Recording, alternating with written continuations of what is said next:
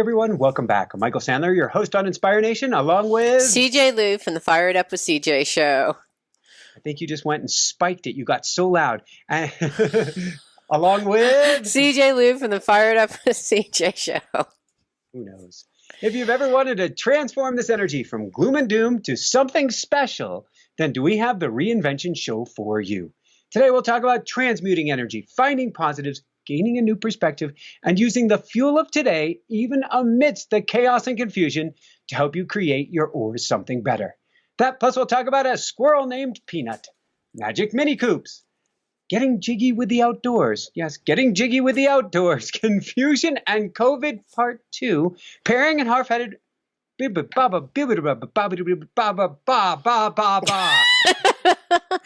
Pairing and half-hearted work. Parring and half-hearted work.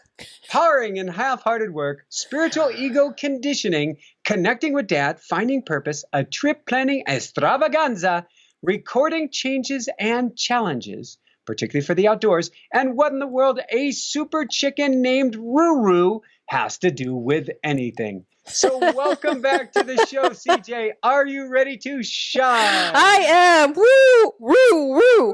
Should I say woo woo or woo woo for your chicken friend? She's brought the Ruru to the Ruru to the woo woo or to the woo hoo. She's brought it all. Oh my goodness. Okay, chakra 3, lavender, fir, and lemon. I'm going to spray all over us. Let's see her picture.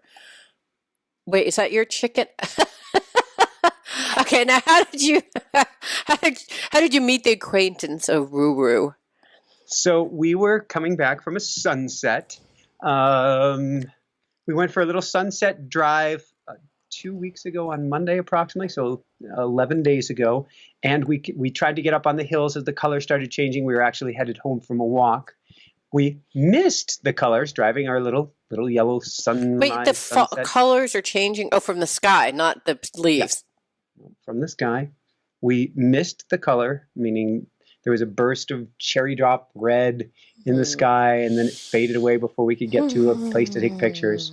Coming back down this little twisty mountain highway, and it's very dark at this point, and a chicken comes running across the road in front of us. It did beget the question. But I'm bummed. Certainly, why did the chicken cross the road? I asked Jessica, I got to a safe spot, and I said, do you feel okay? Are you safe over here? She said yes. And I went running across the highway to the chicken, and the chicken was very distraught, running up and down the side of the highway. I was very concerned it might try to go into the highway. And so I'm trying to talk the chicken down from the ledge, so to speak. And I spoke with her for about 15 minutes. She wasn't thrilled about it, but I was able to scoop her up. I took off my shirt, scooped her up with my shirt. Maybe it's the first chicken ever to take a front seat ride in a Tesla, particularly a yellow and gold Tesla. And we get her home, and she is glued to my side. Aww. So that picture that you see right here is me reading a book from the channel Julie Ryan. And let's see if I can get it brighter there. Oops. Let's see if I can get back to that image now. I love that, the whole chicken with its head cut off, like a chicken running around with its head cut off. Careful. There will be no discussion. Not literally a head, but like it sounds like she was running your Ruru was running on the side of the road. She was running on the side of the road. Is it he or she? I thought she was a he at first because she has the little. Well, let's see if I can get to a picture here. I don't know where that picture went, but here's a close up of her, right there. Okay, all right. So it's a she. That's a she, and you can actually massage. But Ruru is rooster. Well, yeah. At first, her name was Sylvester the Rooster, which became Sylvester Roo. Then a good friend of ours pointed out that's not a rooster, that's a hen. And so she became Roo, which became Ruru, and now it's Ruby Ruru. Is her full name. And she is the greatest gift in our lives. We imagined we'd be calling in dog, and we've certainly been trying to call in baby, but instead we've got this chicken. She will not leave my side. She looks at me as savior, and she will not leave my side. So I have my desk set up outside now. And when I'm not doing an interview, I am coaching down there. I am everything down there. And she has gotten us out of our box, gotten us out of our perspective, looking at the world a different way. It's been so cool. And she'll sit on the desk with us. We're working on potty training or litter training her, which you can actually do. So she can go inside your house? Yes, absolutely. Once we get this figured out, she's met the kitties from the other side of the screen on like a sliding glass door. And so they're, at least from a screen away, they're pretty chill with each other now. And she'll go for walks with me, slow, but she'll stay. She won't drift too far off before she comes sprinting back to me. She's literally glued by my side. I've never seen anything like this. I've never seen anything like this either. She'll let me carry her around, and she doesn't like being pat like a cat. She doesn't like being pit on the back. She'll squirt her spine kind of out of the way. But if you go for the chest or the sternum, she just loves that, or the massage. I think they're called wettles. What dangles beneath her neck or on her neck, she loves that as well. They're as intelligent as dogs. She comes, if I go in the house, she will wait by the front door and she gets her little treat. And she will just wait for me, or if she wandered off, she will come bolting back to the door if I come through to get a little treat. And how is she being protected? Because you have like lions, or you have we don't really leave her out alone. Okay, we don't really leave her out alone. So she sleeps in the garage at night. In fact, last night she got a little cranky, and she was making noises. She wasn't upset, but she was making noises. I think we recorded something. I don't even remember what it was. Oh, we had a class last night. At the end of class, it was almost an hour past her bedtime. Yes, she has a bedtime. And she led me to the garage so that she could climb up to her little roost and go to sleep. And then you close the garage door and shut the light off, and she sleeps there all night. And so yes, we will be okay, crazy with 3 cats and a chicken. I was going to say that was my next question. I'm like, are you going to take her on the tour? You are going to take her on the tour. Oh, absolutely. So if you want to follow more of the adventure, go to Patreon, patreon.com/Inspire Nation. Jessica's putting up all sorts of video, all sorts of stuff with Ruru. She's magic. Who knew? I mean, every bit as smart as a dog or cat, totally comes with her own personality, her own likes, her own dislikes, her own songs, her own squawks. She has 3 times now, she did it again today, cock-a-doodle dude. What is it? Crowed like a raven, crowed like a, what's the expression for it? A rooster. What a rooster does first thing in the morning. Cock-a-doodle-doo! Yes, she's done that. And so we're not so sure if maybe is she a she or is she a they? Well, we don't know. We love rooster, everybody but equally. hens lay. We love everyone equally. Hens lay eggs, right? Yes, when they're not under stress. So we have violated every single rule for her laying eggs. Changing the environment, changing where she eats, changing what she eats. Every single thing on this sheet of what you need to do to help a hen to lay an egg, or the reverse of that, is what we're doing. So eventually, she may lay eggs. Okay, my question for you, Michael, and I think I know the answer, but I'm just curious. Of course you do.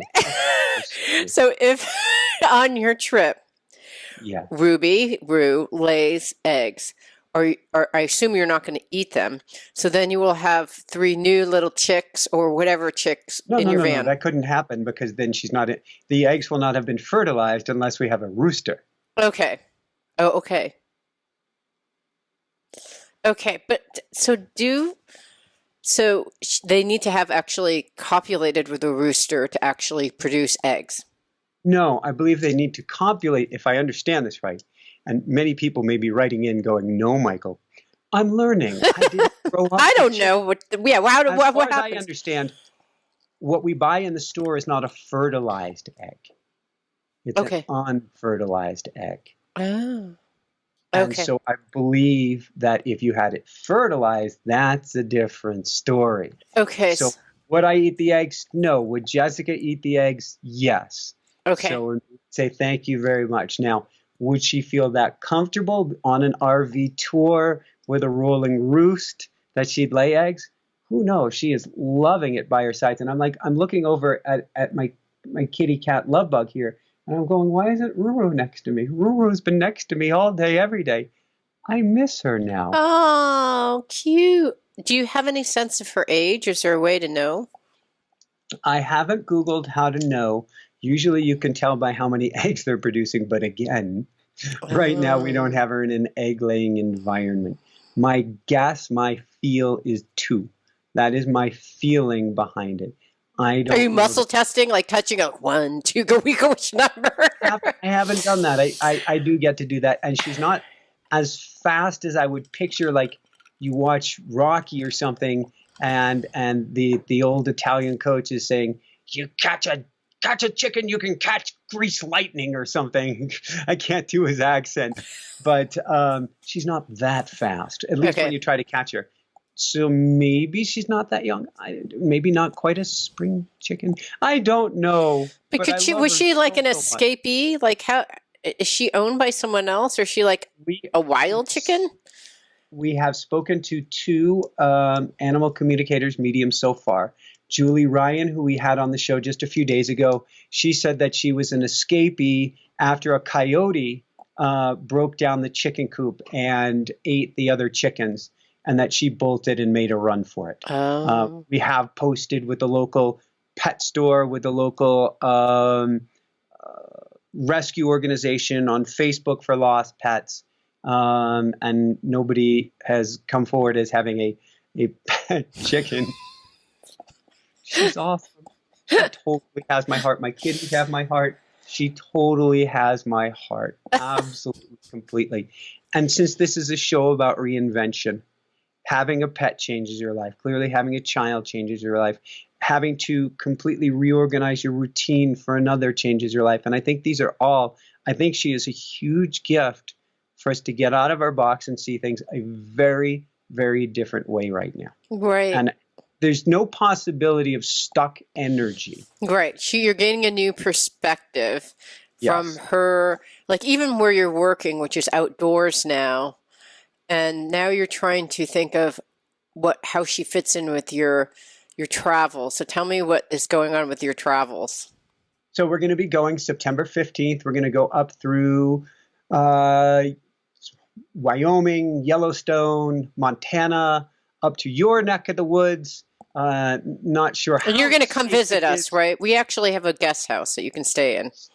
We will see. I want to meet up with you. We have not officially met, but I don't know if we can pull the RV into where you're at. Mm. Um, Yeah, that but may be a problem.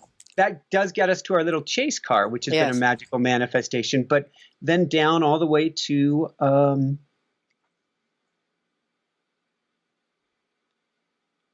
Grand Canyon for our anniversary, for our 10-year anniversary. Then over to the East Coast to visit her parents and visit my parents. It's total social distancing. You can, in your RV, you've got your kitchen, you've got your everything with you, and we're going to meet magical people and probably interview people on the road. And if not, we're going to do a lot of shows with Jessica and myself, who wants to be on the mic. And I see it as a portal. This is COVID time is a portal for all of us. We Mm. can label it bad. We can lay out chaos. And I've had many clients who've gotten sick. I've had clients who've lost loved ones. It's not, I don't make light of this at all. John Asseroff from The Secret, he was on the show yesterday. His mom passed away from it. So I'm Oh. not making light of this. But for those of us who get to stick around, it's a portal to something great if we choose it. So we're going on the road, and by the time we come back, we're different. I know we're Mm. different. Oh, of course. I have no You've idea taken a how. It's just, pilgrimage. You're yeah. taking a pilgrimage to your next life. What it looks like, how it's going to change from your current life. You don't know yet. I mean, that's what the Camino was, is a pilgrimage, and it opened up new parts of myself and new ways of seeing myself.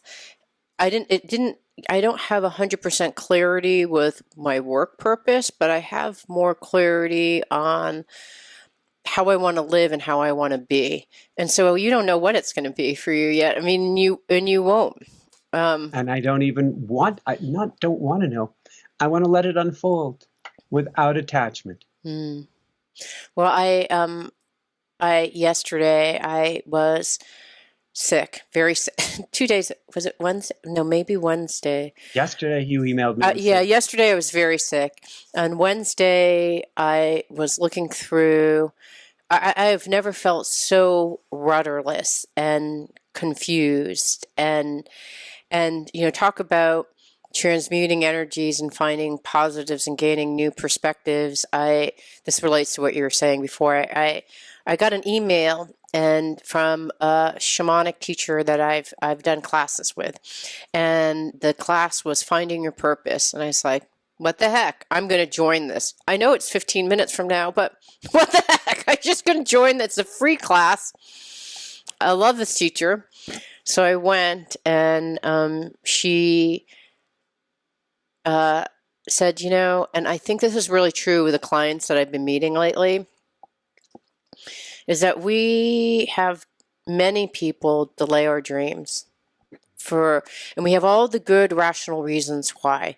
So I was delaying my dreams because of my kids. I mean, I've always tried to move closer and closer to my dreams step by step. But there's always someone or something that prevents me from going completely gun-ho. Originally it was my kids and wanting to be with them and not taking a full-time job where I would be, wouldn't be able to be there for all the motherly things that I felt was important. And then more recently, it was to help a friend who was struggling, who has huge potentiality, and it was for a short-term project. And then the project got dragged out for 6 months, and I was like, I can't do this because I was dragged into work I hated doing, but I did it for a friend, and I knew it's like a short-term pain for, this person's ability to blossom. But when I found out it was going to be 6 months, I'm like, I can't, like my heart isn't in this, and I can't do this. And I thought, wow, so the main point being that I think even myself, and I see this in clients more and more, we delay our dreams for some rational reason, and so what's stopping us from delaying our dreams and achieving our purpose? And for me, I'm like, I don't like feeling rudderless and out of control, so I'd rather do something that is productive and helpful and moving the ball forward, even if it means postponing of my dreams. And I realize that if I'm doing some half-hearted thing for things I don't love doing, that I need to stop those things, and I can afford to stop those things. So I stopped doing that thing, and now I'm in confusion and kind of rudderlessness. And I went to this class, and this woman said, this is what's happening. We have delayed our dreams for so long. You've talked about going on this RV for so long. And, there were lots of good reasons. It was the pets. It was the house. It was, baby coming, like all these reasons. And now you're like, nope, okay, I'm doing it. It's so many things to touch on here. What I've been teaching everybody right now, and I'm certainly drinking the Kool-Aid. If not now, then when? Yeah. If not now, then when? You said we have a rational reason. The rational reasons are gone. Why? The underpinnings of everything has completely fallen apart. Why? Because that chaos and rudderlessness is to allow us to reinvent. That mush inside of the cocoon that used to be a caterpillar that eventually be a butterfly is a necessary step in the reinvention of this magnificent winged creature. So we were saying rational reason after rational reason. When I do this, if I do that, when the other thing takes place. And now a lot of that, all those hopes and dreams may literally be gone. And we're going, I was waiting for what? So if not now, then when? It may not be easy. It may not look the same way. When I was talking with John Assaraf from The Secret yesterday, he was saying that the brain has two main functions, safety and efficiency. How can I keep this person safe? How can I do this with the minimum energy expenditure possible? That is how we've been living our lives. Mm-hmm. So when you say, I've been moving the ball forward, you've been moving the ball forward in a safe and efficient way. But you've been moving it forward perhaps on the wrong field. Yeah, absolutely. What was interesting is this woman took these shamanic drums, which I know how to do this shamanic drumming. Why have I not done it? I have no idea. Going to the class. Need teachers. I know you need it. She said she knows how to do this, but she needed a guide. And you know what? There are times in your life where you need a guide. And ironically, I'm the guide for other people, but I need a guide for myself. Pointing at myself, I had this discussion with my coach just 2 days ago that there are these wounds and pieces that I help other people clear all day, every day. Yes. I'm laughing because I can completely relate to that. I mean, I have one client who I could tell that she has an emotional wound. Anytime you go there, it's like, do not even touch this. So I thought, okay, I can't. I mean, we had one session that went sideways, and I feel so bad, and I just sat there for days, like, what went sideways? Why did it go sideways? How can I change this? And maybe it's supposed to go sideways. And I thought, well, what would because feel when more you hit safe the for her? wound, Yeah. you have to, and I hit that with my coach, or my coach hit that with me. And I was able to, with my experience, saying, wow, you just hit a wound because I'm fighting back with everything I've got. I need to breathe into this right now. But the more I fight you, the more I know from my experience what we've just found. And so when you freaked out your client like that, who you trip, boom, boom, boom on all these different minds, that was the only way for it to happen, to be able to release that. Yeah, I don't know if she released it. I do know that she's aware that something happened. And I'm basically just leading her like, okay, I'm going to put a warm blanket around you. And we're going to just do stuff that feels super safe and move you then. And then I'm going to like, okay, here's that mind. Pull the blanket away again. Exactly. I'm just waiting. You need the blanket. I keep on putting blankets on her until she like, hits some spot because she's not ready. All she did is tell me I'm not ready. Like, you just led me to mine and scared the crap out of me, and I cannot go to the mine. And so when I did this shamanic journey with this dear teacher of my friend slash teacher slash guide, she had me go, and what was fascinating is she did this all online, which gives me so many like, wow, like everything she did was so perfect. In using the online medium, from the sign up to everything was perfect. And I sat and thought, I just didn't realize that you could even do this online.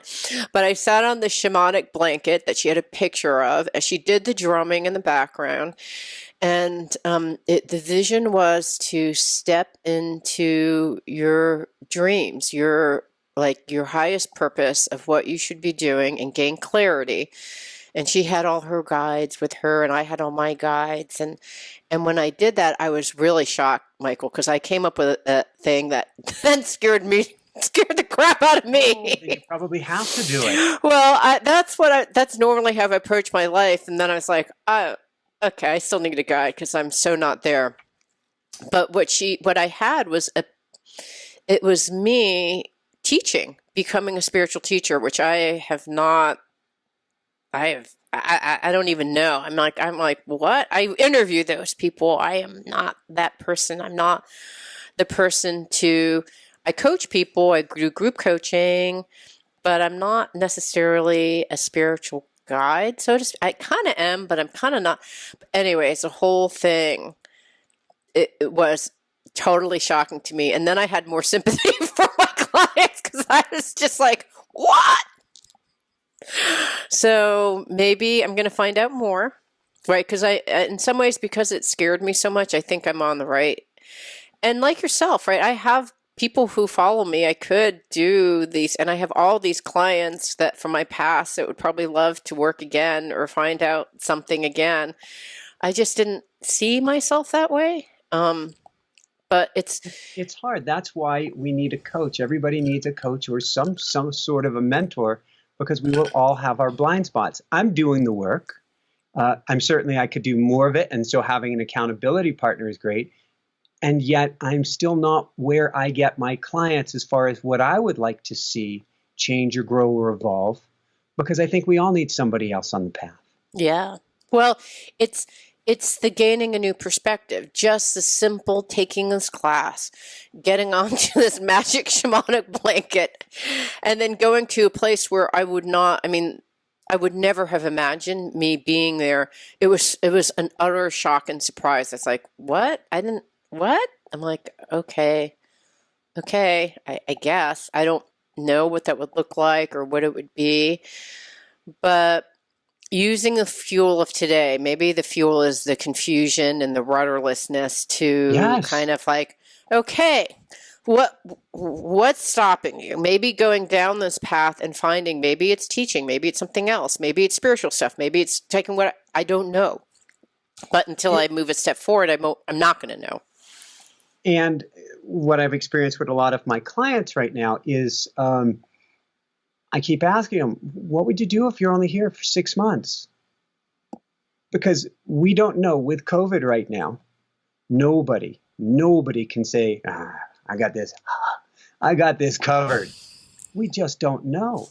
And because of that, it can actually free you up to say, well, there is this thing that I thought of, or you find an energetic wound or button, which means if there's a button, what happens when you press the button and open the box? Yeah. What's in there? Why not check it out now? The swirling energy, which we label bad, there's apocalyptic, Armageddon, whatever energy out there.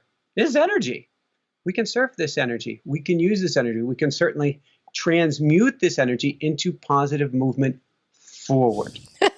I literally have sent 2 emails to my clients, and both of them say, let's take your energy and move it forward. And, in a way that feels safe for you, but it is a transmutation, because it's kind of like this, like you said, it's still energy. Anger is energy. Confusion is energy. It's all energy. So if you can kind of use that as propellant to move you forward, that will be the trick. And so you're using that energy to get into your van and drive and find who knows what. You have a couple of natural destinations, but what you'll find, only you will know when you discover. And when you get to actually go to these destinations and discover, each destination, you will learn something about yourself. I just guarantee it. You know that through your biking experience. Yeah. I did the 5,000-mile solo 40-day unsupported 125 miles an hour day through rain, through sleet, through you name it. And it was really a journey into myself. Yeah. And that's what every journey is at the end of the day. You're watching a movie play out in front of you, but it's really a journey into yourself. Yeah. I wanted to touch, I don't even know which direction to go. So on Monday, Sunday night, my husband had this weird ringing in his ears and he just couldn't hear right. It felt like a fly was stuck in his ear. And then it's morphed throughout the week. And then my son on Tuesday, fell asleep and didn't wake up till the Wednesday. He had 104 degrees, 101 degree, 101 degree. I don't know what his temperature is today. But he was sweating out of his sheets, just horrible, just so sick. And then we drove him to. Is your other son home or no? My other son is quarantined in the other house because my husband and I wanted our younger son to be with us. So if any emergency happened, yep, we would know about it. So we took our older son, who seemed to be symptomless, and put him into the other house. And both my husband and I were I was having a sore throat, sort of, kind of, and I thought it was allergies. My husband had this ringing in his ear. And we're like, well, and plus we just want to be near our son because if there's some at the state that he's at where it's 140, it could turn in any direction, and we just wanted to be there as support staff. We rushed him to get a COVID test. The day he started, he slept in till 5, and I woke up, I'm like, you've been sleeping since 5. Are you okay? And then I touched his forehead, and then it was Get, that's my husband's name. Bring up the thermometer now. And then we went and we looked, it was 104. I'm like, oh my God. And then we were able to go online and book an appointment 10 minutes from that time that we took his temperature. So he went in, got a COVID test, and he got it the next day, and he was negative. And we were just completely flabbergasted. How could he get a negative result? Then we actually saw some research that showed that if you get the COVID test the day of symptoms, it's better to get it 3 days or, definitely not the day of. But we didn't know that. We just wanted to be safe and know what the next steps were. So we went over, my son, he found out in a day. And then I went and I said, negative, I just don't believe it. And so I said, I'm going to test so that I know if I have it. Because if I have it, because I'm starting, I have a sore throat. So I've been feeling a sore throat since Thursday. So I think I've been having symptoms for a while. I drive in yesterday to take the test. I start driving home like, wow, I'm really tired and every part of my body aches. And then I come home and proceed to sleep for the entire day. And then I thought, oh God. And then I get the COVID test results back after I took it, also negative. So I have no idea what's going on. We heard that there's another flu that is very similar to COVID going around. Meanwhile, my son, who was going to Johns Hopkins, then like they went from like everyone come back to like no one come back, like in a 2-week period. It's like every single Saw day, this one coming. every single day. It's like, and then my oldest son, who's like, everyone come back. Actually, no, only freshmen and sophomore come back. So junior and seniors can come back the second semester.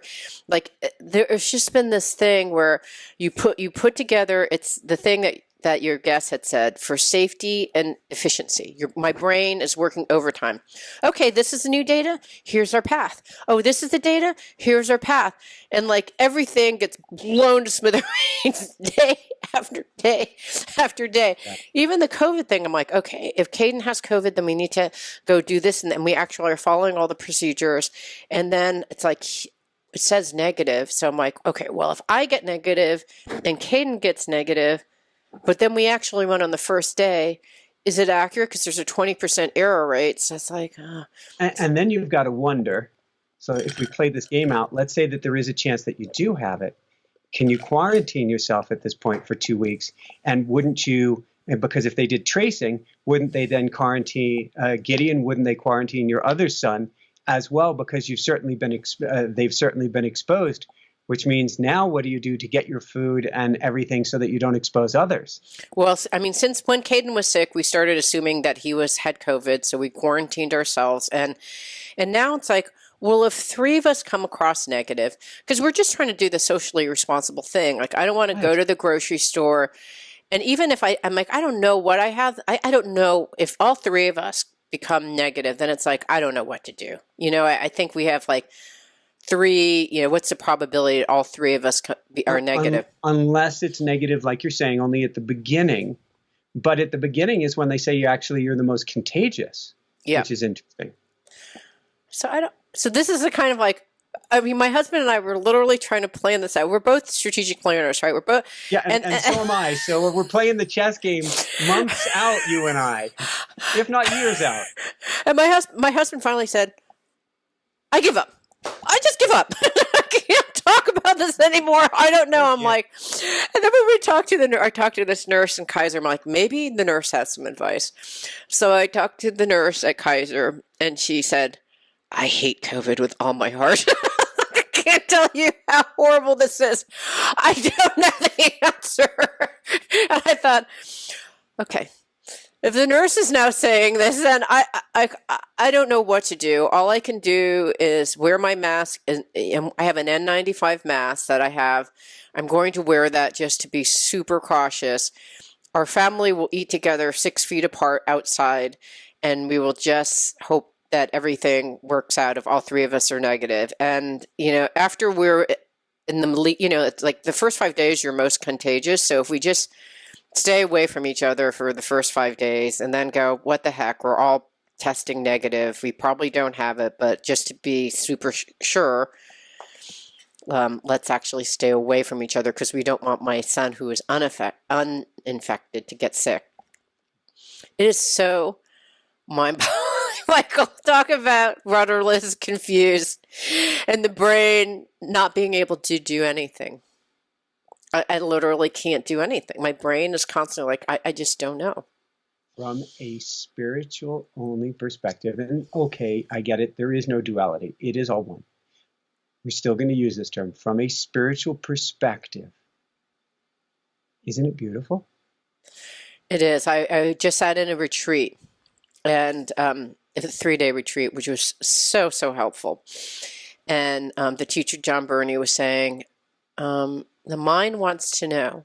It wants to plan. It wants to organize. It wants to know. It wants to judge. It wants to compare. And this is not helpful during a spiritual path because what moves you towards alignment with our inner nature is letting go of all of that. Letting go of all of that. And I am getting to the point where I think I'm finally getting the message. This COVID thing that slammed me over the head. It's like, I don't know. I don't know what to do. I feel helpless. I feel hopeless. And sometimes you feel that way. What can you do? There is nothing rational I can do aside with being with that felt expression of feeling helpless, hopeless, and out of control. And in faith that something will emerge. And to keep my eyes and ears open for that something to arrive, and to pray that something will arrive and that I can hear it and see it and act upon it. That is when we go, there's nothing I can do. We can go to prayer. We can watch our thoughts. We can watch our attitudes. We can watch where we put our mind. And so we can actually use it, even though the worst may come before me. We can use this time period, whatever that means, to actually sculpt and mold ourselves into something that is so incredibly resilient. Because, okay, the guides do talk about this being a long-term blender and it might get even more substantial from here. But if you can get this time period dialed, you've got it. You've got this lifetime. You are now a rockin' superstar. I have to tell you that after this meditation retreat and kind of practicing over and over again through this meditation retreat, where it's like something is coming up. Sometimes it's a physical pain, right? Like, oh, my heart hurts, or I have a thought that's going wayward, or whatever, just general malaise, right? I'm feeling something. And if you can just like, wow, I'm feeling out of control and helpless, and just stating what is true and authentic and saying, I really would like some help. Yeah. And opening yourself up, and to know that there's like I'm microly focused on one, going back to this theme of the show. What happens is our attentional system, where we actually pay attention, is focused on one thing. Look, this Johns Hopkins thing, your work, this is like miserable, bang. It's like this one like little stain on this beautiful tapestry of life. And I am just micro-focusing, my eyebrows are furrowed, and my intention is just focus on the little dark spot. And when in meditation, I can go, oh, there's that little dark spot. I see you. And I love you. And I could just open up into, but you know what? Surrounding that one little dark spot is a beautiful tapestry of love, acceptance, allowance, connection to something beautiful that I just can't see right now. When I think, more than anything, that is what I learned from this meditation retreat. And yesterday I was spinning out of control with this whole COVID thing, and I just did this, and I literally just was on the ground, connecting to earth, feeling the safety and security and love of the earth, and allowing that sense of feeling helpless, hopeless to be there, but to know it's like a tiny little dot in this gigantic tapestry that is happening around us. And I woke up like feeling like a different person, but it's doing it over and over. Like this time is helping me become tenacious at finding a new perspective, a wider lens. Yeah. It's huge. That is so huge. We'll carry this forward into anything. And really, was it Churchill who said there's nothing to fear but fear itself? What we're really afraid of is the unknown. Nobody has the known right now. Even if you subscribe to a conspiracy theory that there's one person at the joystick controlling this whole thing, even he or she doesn't have a clue right now. Yeah. I don't know where I'm going. Do you? No, I don't know either. But it's hopefully someplace good. The unknown and the hubris that we have in thinking that we know, we're this joystick is going. That's like a huge amount of hubris to believe that we actually know, but our mind wants to know. Days of Thunder, Tom Cruise and Nicole Kidman. And Tom Cruise is a race car driver, and he goes in to see the doctor, who then he falls in love with her. She falls in love with him. It's Nicole Kidman, and he's had a concussion from racing, and she says something like, "You are a total and complete egomaniac. You think you are in control of the uncontrollable. It is impossible to be in control." We had our whole lives planned. You had your whole son's education, both of them planned. You may have even known what jobs they were going to get after they got out, when they were going to find the girl, when they were going to get married. It was all planned. You're going quietly, going boom. Yeah, exactly. You don't know. I mean, it is crazy. I had another powerful experience of this type. I met this incredible, beautiful person, John Perkins, who wrote this book on shamanism, Finding the Jaguar, I think. I can't remember the name of the book. Yes, we had him on a few weeks, about a month ago. Okay. Awesome. Okay, so he lives in this area. And his work is so akin to the stuff that my husband is doing that I said, it would be lovely to meet with you someday since we live so close by. And he's like, that'd be great. And so we exchanged emails and like, how about this weekend? I was like, okay, like, all right. So we went, and my full intention was like, I had this image of my husband and him, like getting along, just like creating magic together. It was a beautiful meeting. We had dinner together, socially distant, 6 feet apart. And during the meeting, he was telling me about communications with spirits. And I said, well, I really would like to communicate with my dad. And there's something, like, I've done all the stuff, but there's still something a little bit off. And he graciously offered, he said, well, why don't we do a shamanic session next week and converse with your dad?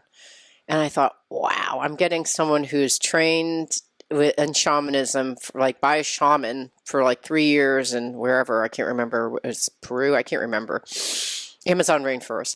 And so he said, yeah, why don't we do that? So we did it.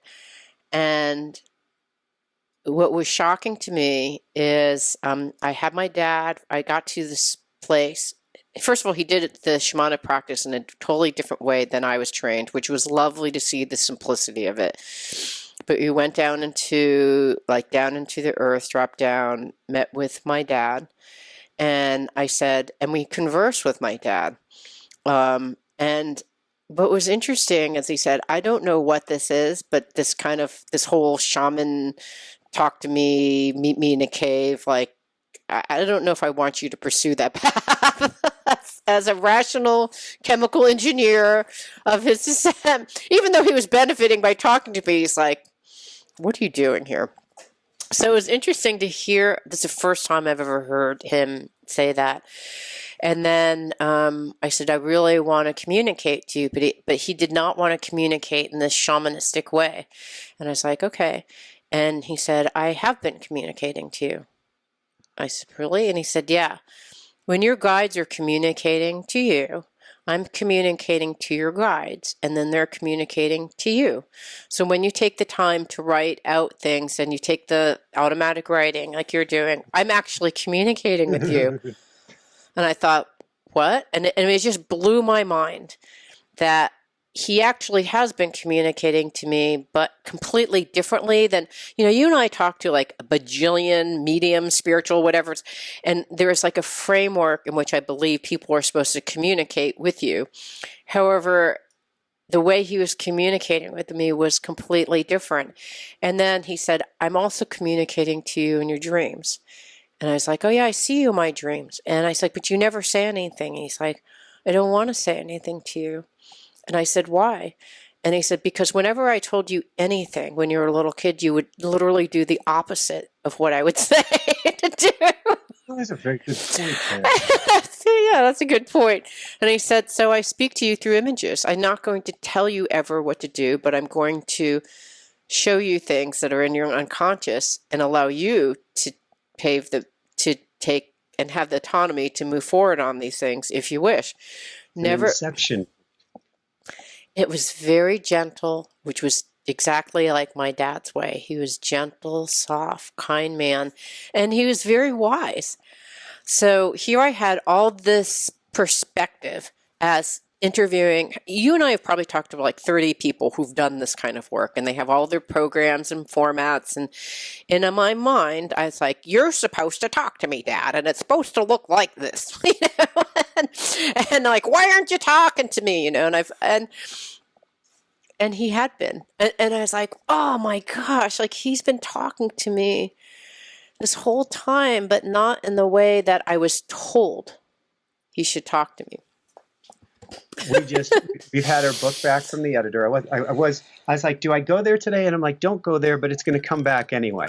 So, because I wasn't going to talk about we're in massive hustle mode to make our deadline on our automatic writing book, which we say got COVIDed, meaning came back to us when we weren't planning on it. It was supposed to be out in September. Instead, it's out in January, but it allowed me to write Wednesday the section on communicating with family members and loved ones, which can be the same, of course, on the other side. And so I just wrote this chapter 2 days ago, and now I'm thinking I might need to put your story in. Please do. Please do. I'm going to do that. I got to yank it back from Jessica because there's a workflow. It's from me to Jessica, bounces back to me, then back to the editor, and so forth and so on. But I'm going to put that in there because we can communicate with our loved ones. And yes, automaticwriting.com is one great way, learning automatic writing.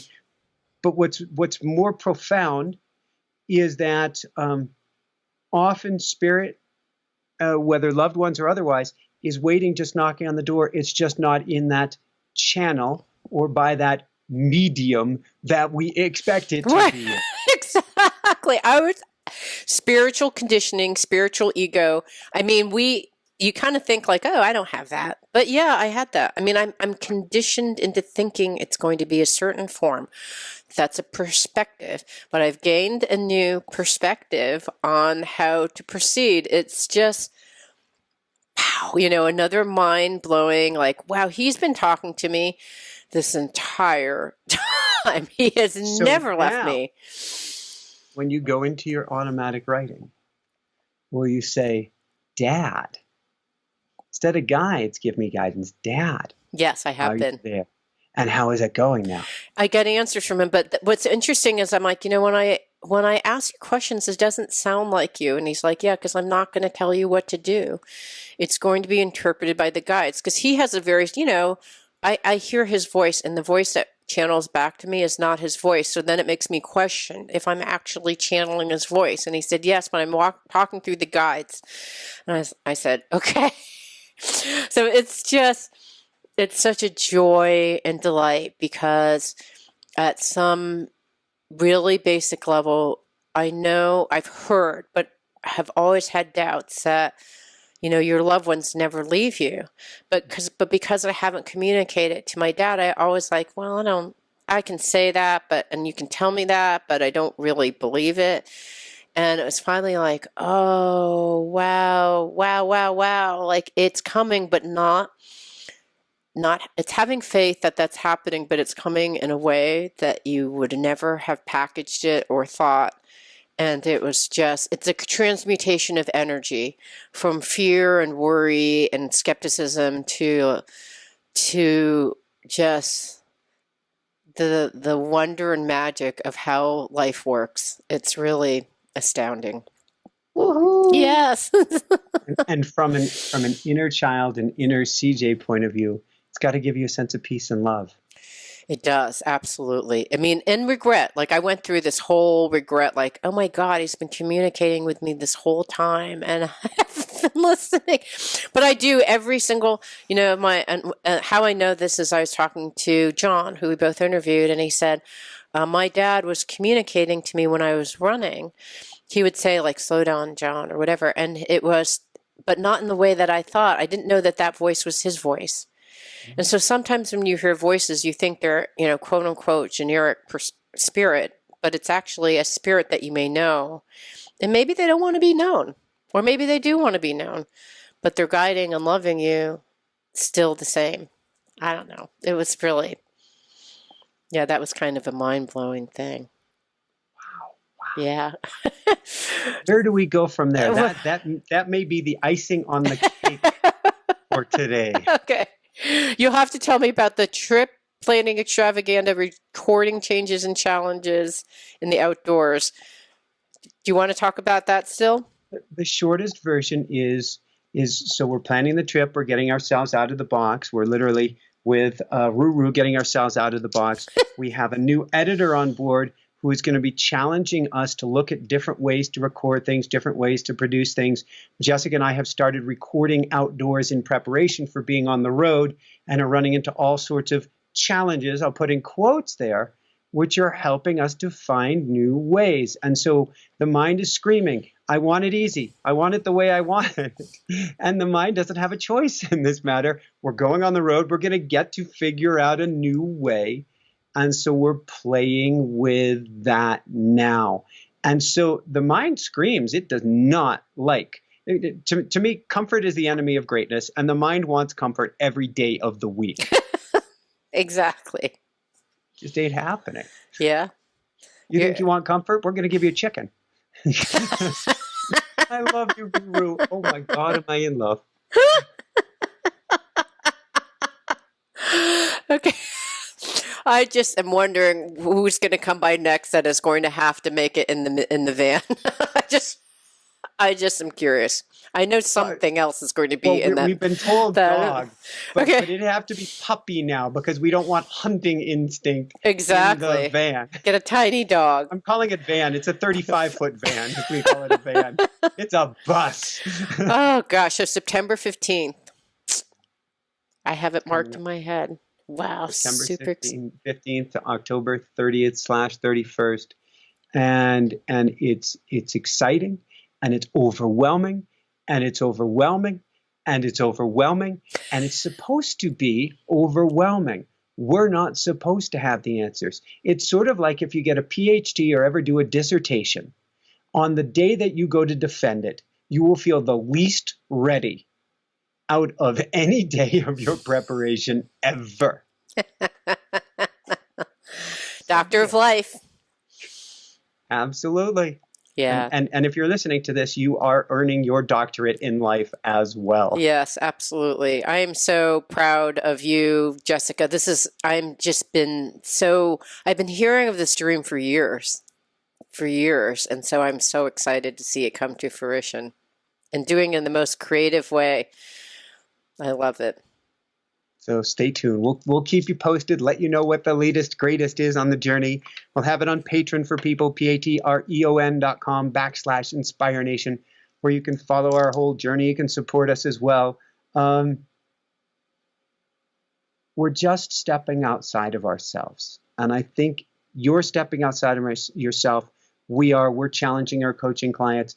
The universe is challenging all of us to step outside of yourself. It's for each and every one of us. It's saying the expression, please forgive me, everybody, it's reinvent or die. We all get to really radically change at this point. And so holding on to that rope hurts.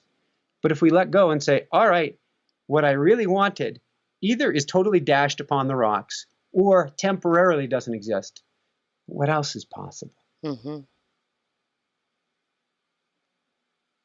If not now, then when? Any last words of wisdom you have to share, CJ? I think I know as hard as it is to find your excitement. It may be big or small, but follow that excitement and your dreams and throw away all the rational thinking that says you cannot do this. This is not the right time. You've been given a total opportunity to redo. If not now, when? Completely agree with you. You cannot take a chicken on an RV tour across the country. Oh, heck yeah. If not now, then when? Throw everything, throw it all out. And like you say, dance, revel, have fun, laugh, cry some more, have some more fun, cry some more, have some more fun. just allow that this is just the craziest in the history of humanity in many ways, the craziest time we've ever experienced. We chose it. We chose it to evolve. We chose it to grow. And so switch that energy around from this is awful, this is terrible, and please shut off that negative, worthless stimulation called the news. But step back from all of it and then ride the roller coaster. Yeah. Ooh, that's a woo for that one. It's All like right. the woohoo. I'm picturing the chicken wings. I thought of putting angel wings on the hood of the car. We'll talk about the car. It means so much to me that you're listening to the show. I would love your support in any way by giving me comments below, or to subscribe to the show, or share the show with friends. Thank you again for your support. Love and blessings. Our next week.